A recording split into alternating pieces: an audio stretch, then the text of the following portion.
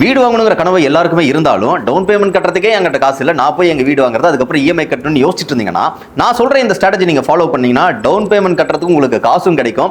25 வருஷம் நீங்கள் லோன் போட்டு ஒரு வீடு வாங்கினீங்கனாலும் 25 வருஷம் முடிவில் நீங்கள் கட்டின இன்ட்ரெஸ்ட் எல்லாம் திரும்பியும் கிடைக்கும். இது smart finance series with Praveen Sen. மறக்காம இந்த வீடியோவை சேவ் பண்ணி வச்சுக்கோங்க. இந்த மாதிரி ஸ்மார்ட் ஃபினான்ஸ் கண்டென்ட்டுக்கு நம்ம பேஜை ஃபாலோ பண்ணிக்கோங்க. ஒரு 50 lakhs இருக்கக்கூடிய ஒரு ஃபிளாட் நீங்கள் வாங்கணும் அப்படின்னு நினைக்கிறீங்கன்னா ஒரு 5 years அதை மட்டும் தள்ளி போடுங்க. அது ஏன் தள்ளி போட சொல்கிறேங்கிறதுக்கான ரீசன் நான் உங்களுக்கு எக்ஸ்பிளைன் பண்ணுறேன். ஸோ கொஞ்சம் வெயிட் பண்ணுங்க.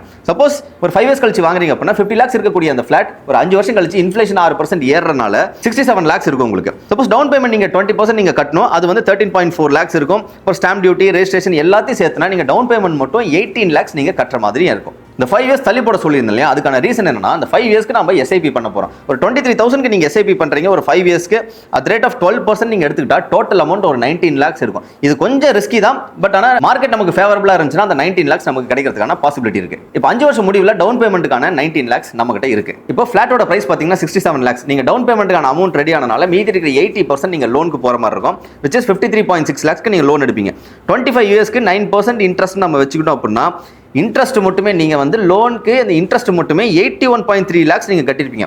டோட்டலா அந்த வீட்டோட மதிப்பு 25 வருஷம் கழிச்சு பாத்தீங்கன்னா நீங்க எவ்வளவு பே பண்ணிருப்பீங்கன்னா 1.34 crores நீங்க பே பண்ணிருப்பீங்க. சரி, ஓகே. இப்போ எப்படி நீங்க கட்டின இன்ட்ரெஸ்ட் அதாவது 81.3 lakhs நம்ம எப்படி ரிட்ரீவ் பண்ணலாம் அப்படின்னு கேட்டீங்கன்னா நீங்க லோன் அமௌண்ட் எடுத்தீங்களா 53.6 lakhsல இருந்து 0.12% வந்து நீங்க எஸ்ஐபி பண்ண போறீங்க. which is என்னன்னா 6,500 rupees நீங்க மாசம் எஸ்ஐபி பண்ண போறீங்க. எது வரைக்கும் கேட்டீங்கன்னா அந்த வீடு லோன் முடிகிற வரைக்கும் நீங்க பண்ண போறீங்க. ஸோ ஒரு 6,500 25 yearsக்கு 12% ரிட்டர்ன்ஸ்ல நீங்க எஸ்ஐபி பண்றீங்க அப்படின்னா 19.5 lakhs நீங்க இன்வெஸ்ட் பண்ணிருப்பீங்க. உங்களுக்கு கிடைக்கக்கூடிய தொகை என்னன்னு கேட்டீங்கன்னா 1.23 crores, 1,23 லட்சம் உங்களுக்கு கிடைச்சிருக்கும். நமக்கு கிடைச்ச கெயின்ஸ் மட்டும் எவ்வளவுன்னு கேட்டீங்கன்னா 1.03 crores. அதுல இருந்து டாக்ஸ் கழிச்சிட்டீங்கன்னா 1.01 crores இருந்திருக்கும்.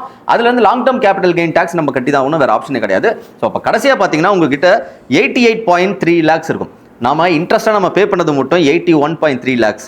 பட் ஆனா நமக்கு கிடைச்ச தொகை பாத்தீங்கன்னா 88.3 lakhs. ஆல்மோஸ்ட் பாத்தீங்கன்னா நீங்க எவ்வளவு இன்ட்ரெஸ்ட் பே பண்ணீங்களோ அதை விடவே உங்களுக்கு மியூச்சுவல் ஃபண்ட்ல இருந்து உங்களுக்கு ரிட்டர்ன்ஸ் கிடைச்சிருக்கும். This content is for educational purposes only.